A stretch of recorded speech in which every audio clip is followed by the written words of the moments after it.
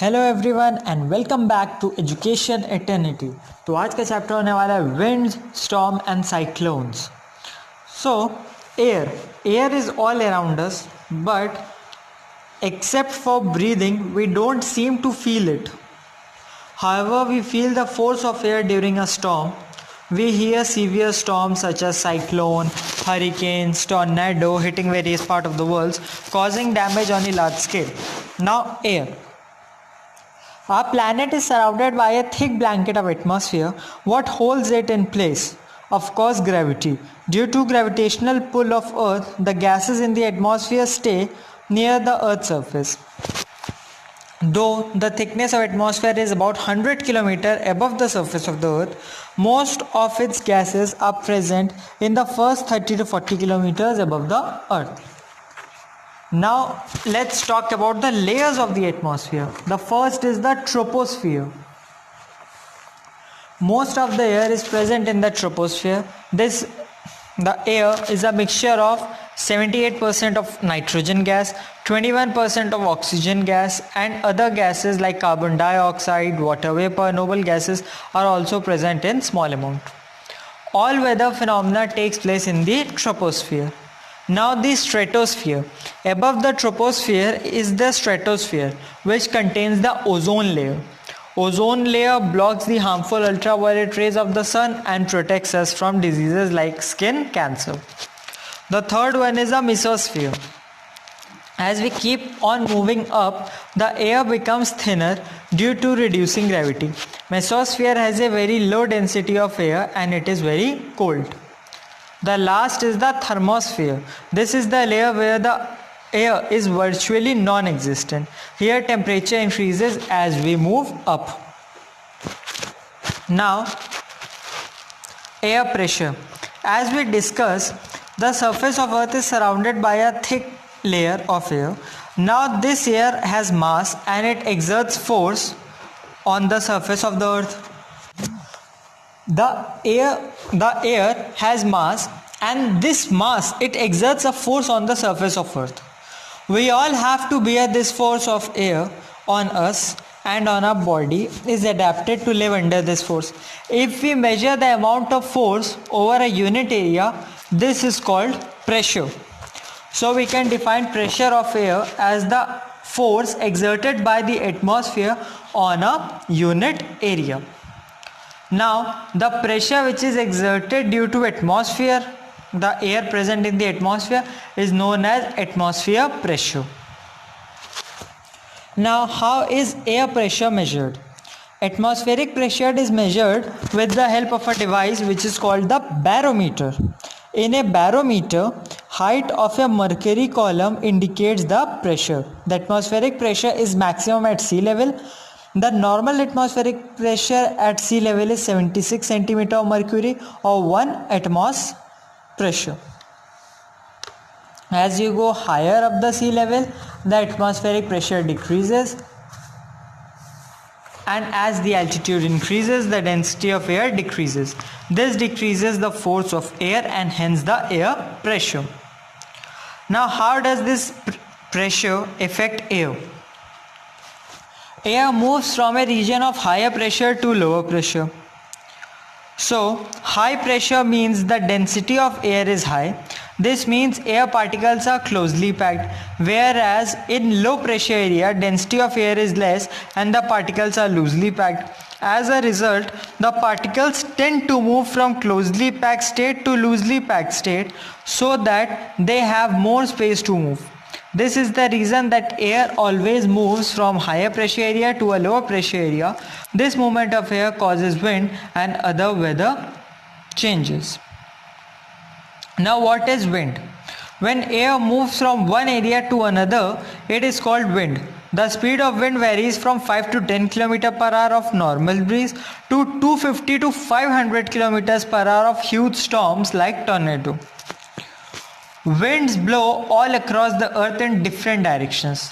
The speed and direction of wind depends upon the latitude, rotation of earth, height and temperature. Now, how does that temperature affect air? You know that in gaseous state, particles of matter are loosely packed. When you heat up a gas, the particles gain more energy and start moving faster. As a result, the gas occupies more volume. In other words, gas expands on heating, therefore air expands on heating. How are winds caused? The difference of temperature in the atmosphere causes wind. Difference of temperature in the atmosphere, it causes wind. The earth gets heat up due to sunlight. This in turn heats up the air just above the surface of the earth. Hot air expands and becomes less dense and light. This reduces the pressure and an area of low pressure is created. The warm air rises up. As it rises, it loses energy and cools. Once it is cool, it contracts and becomes heavy. This increases the density of air and creates an area of high pressure. This air starts to move downwards. This constant movement of air from high pressure region to a low pressure region creates the winds. Now wind currents. Wind currents means blowing of winds across the earth. These are caused due to difference of temperature in different regions. The region around the equator gets most sunlight and heats up more. As a result, air in this region heats up more and rises, creating an area of low pressure.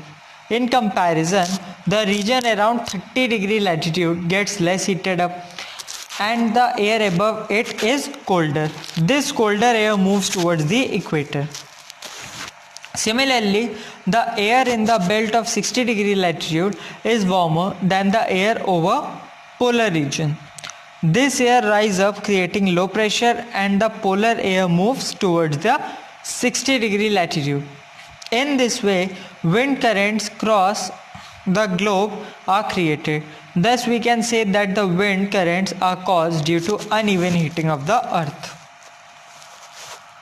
Now, how are thunderstorms caused? Thunderstorm mainly occurs in tropical regions due to high temperature and humidity. A thunderstorm is nothing but rain and hail along with fast winds and lightning. When the warm air rises up, the water vapor also moves with it. At higher altitude, water vapor condenses into liquid. As they freeze, they become heavy and start falling down. While falling, the frozen drops may melt again. They fall on the earth in the form of heavy rain at the same time. This causes strong winds and lightning. All of these together is known as a thunderstorm.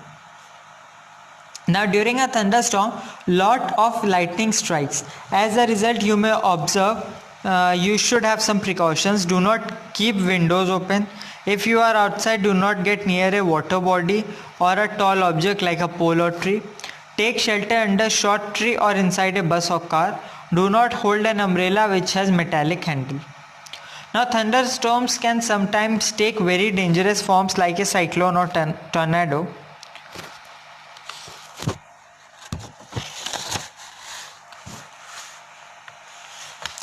Now, cyclones. The air above the water in ocean is rich in water vapor. This air gets heated up by the sun rays and rises up, forming a low pressure region. As it rises high, the air gets cooler and water vapor starts condensing. While condensing, the water vapor releases heat, which further warms up the air particles. The warmer air rises upwards and cooler air from all around rushes to take its place. This cycle continues till a region of very low pressure forms with high speed winds revolving around it. This constitutes a cyclone. The severeness of cyclone depends upon the various factors like temperature, humidity, direction and speed of the wind.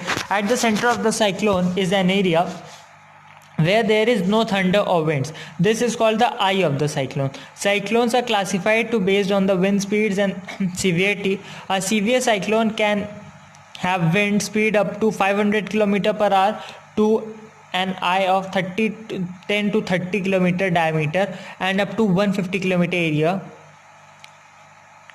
Now tornadoes. A tornado is a storm which forms suddenly on land. It looks like long and twisting funnel of air which moves very fast. On its way, the base of the funnel sucks up everything such as trees, buildings, cattle, cars, bus. These are then thrown down when the force of the air reduces. There are other types of storms such as hurricanes and typhoons. These days, scientists or meteorologists can forecast about an approaching cyclone from the data obtained from the weather satellites. In India, INSAT satellite is the source of all weather information. In addition, there are cyclone detection radars installed in the storm-prone coastal regions. An approaching cyclone can be predicted well in advance for the government to take necessary preventive action and for the people to prepare themselves. That's it. Thank you, students. Please hit like.